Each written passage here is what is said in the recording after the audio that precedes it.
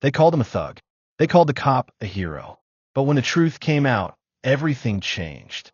Before we begin, hit that subscribe button and turn on notifications for Wealth and Wounds, where we tell the stories they'd rather keep quiet.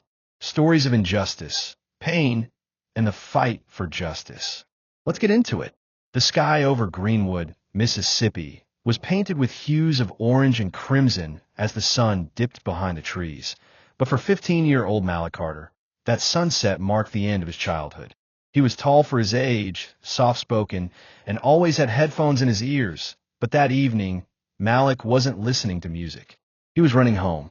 The grocery store was only 3 blocks away, but Malik never made it back.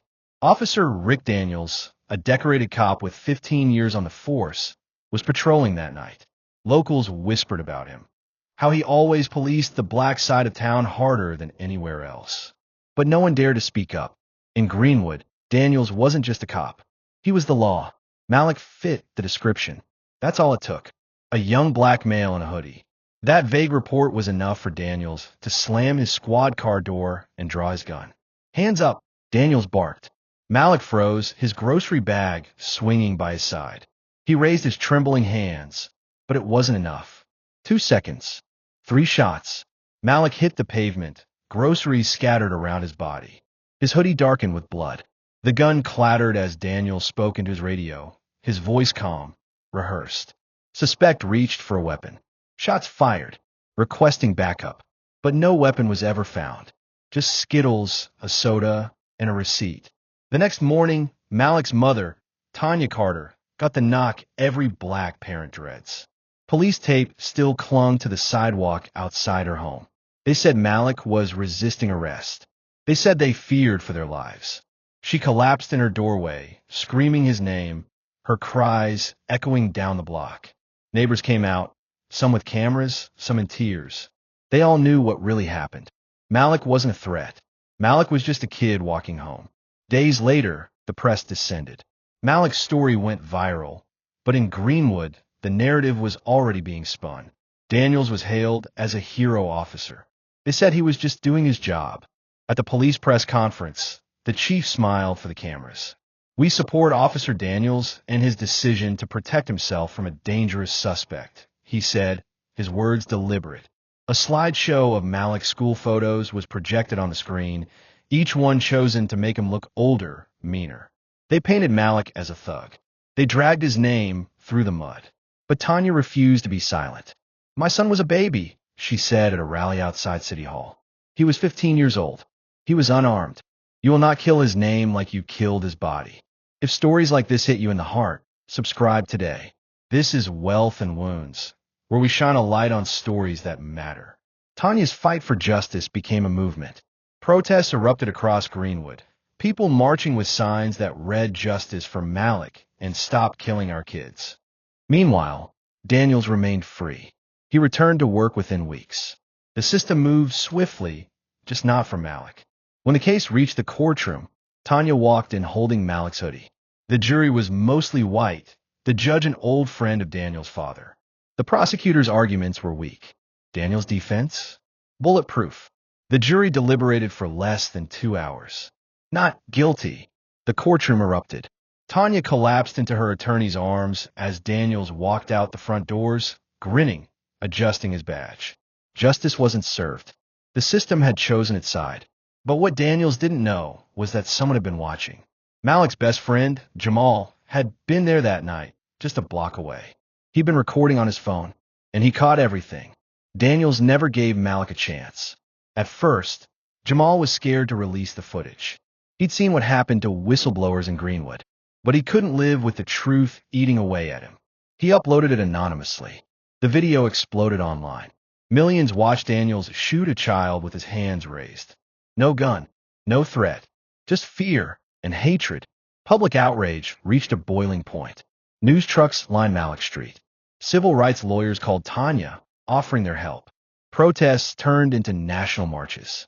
Greenwood was forced into the spotlight, and Daniels was forced back into court, this time under federal investigation. Inside that courtroom, Daniels sat stone-faced as Jamal's footage played on every screen. Jurors gasped. Tanya wept silently in the front row. Malik's story was no longer just a headline. It was evidence. The defense tried to discredit Jamal. They called him a troubled youth, dredging up school suspensions. But Jamal was ready. He spoke clearly, fearlessly. I watched my best friend die with his hands up. That's the truth. No more lies. The courtroom fell silent. For the first time, Daniels looked nervous. 2 weeks later, a verdict was read. Guilty. Daniels was sentenced to 30 years. The same system that once protected him now turned its back on him. Tanya stood on the courthouse steps, tears streaming down her face. She held a photo of Malik high in the air as the crowd chanted his name. This is for every mother they tried to silence, she said into the microphone. For every child they tried to bury twice, once in the ground and again in the media. Malik's name will live forever. Justice was finally served, but the fight wasn't over. Because Daniels wasn't the only one. If this story moved you, like, comment, and share.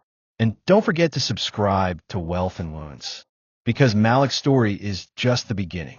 A week later, Tanya received an unmarked envelope in her mailbox. Inside was a flash drive. She plugged it into her laptop and gasped. Dozens of videos. Dozens of names. Malik wasn't the only one. Greenwood's police department had a secret history. A pattern of cover-ups and lies spanning decades. Tanya sat frozen as she watched footage after footage. Faces she recognized. Mothers she knew. Her phone buzzed. A message from an unknown number lit up her screen. You're next if you keep digging. She glanced out the window. A black SUV was parked across the street. The fight for justice was far from over. Tanya Carter stood frozen by the window, staring at the black SUV parked across the street. It hadn't moved for hours. She thought back to the unmarked envelope. The flash drive it contained was now tucked away in her desk drawer, its contents burned in her memory. Videos, reports, and police body cam footage they had tried to erase. Malik's case wasn't an isolated incident. It was part of a pattern. Her phone buzzed again. A message appeared on the screen. Stop digging, or you'll end up like him. Her hands trembled. Malik was gone, and now they were coming for her. Carla Jennings, the civil rights lawyer who fought for Malik's case, was at Tanya's door within an hour. Pack a bag, Carla said. You can't stay here. Carla, I'm not running.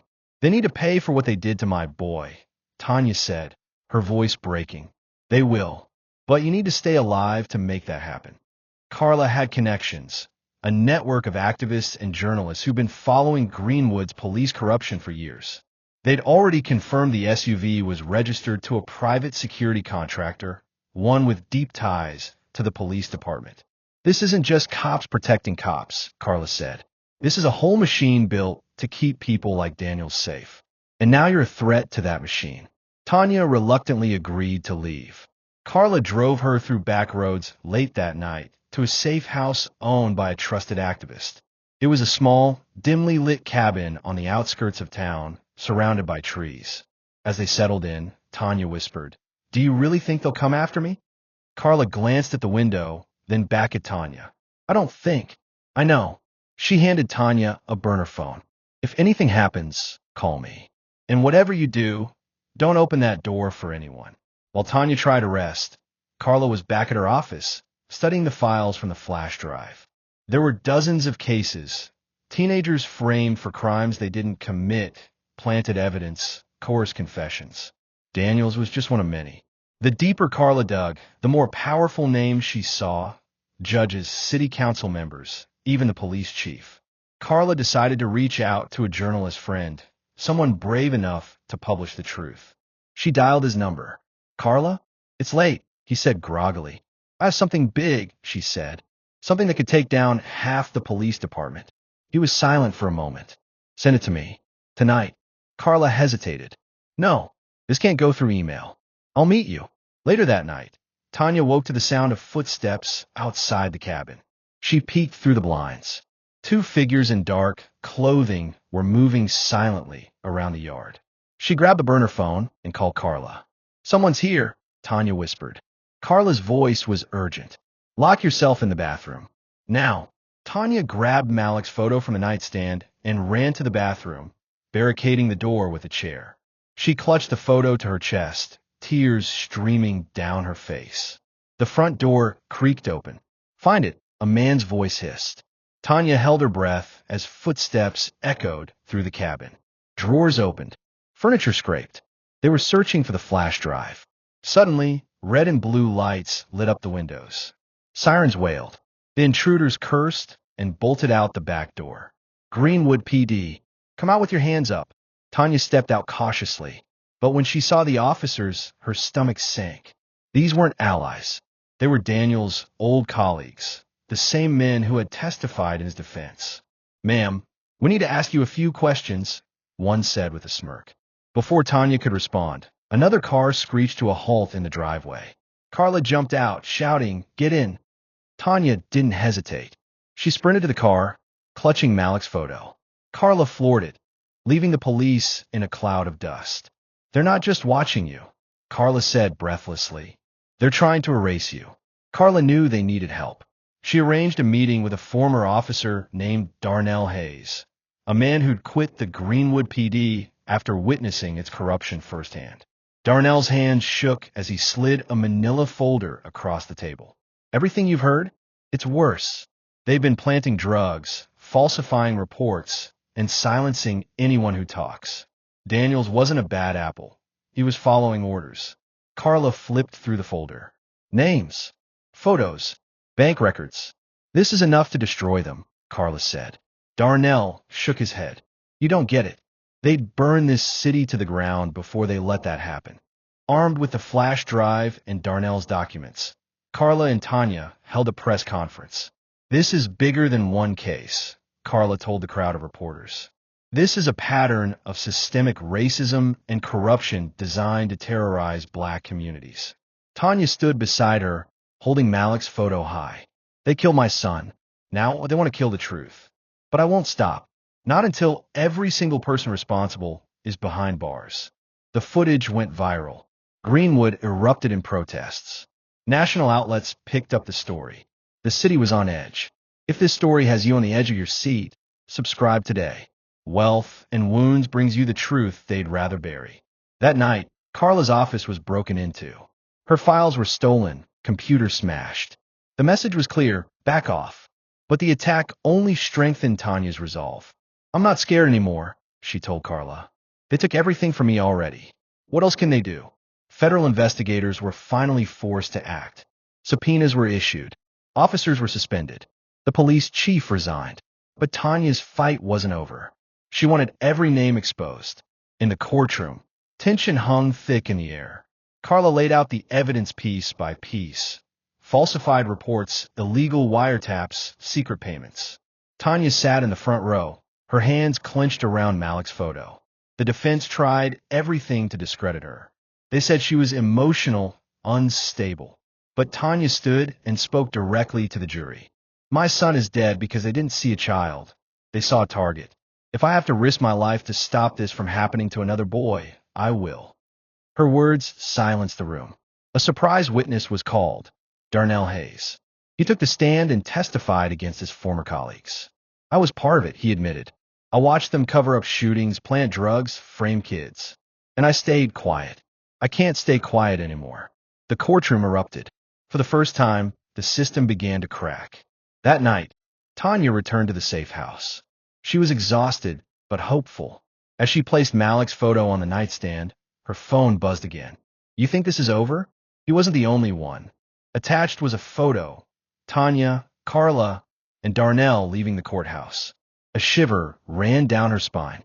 The next morning, Tanya opened her door to grab the paper. A bullet casing was on the welcome mat. Inside was a note. "Back off, or you're next." She closed the door, locked it, and turned to Carla. "They're not done. They're coming for us." Carla looked her in the eyes. "Then we go public with everything." "All of it." Tanya nodded, her hands trembling. "Let's burn it all down." If this story has your heart pounding, like, comment, and share this video. And don't forget to subscribe to Wealth and Wounds, because part 2 will reveal just how deep this corruption goes.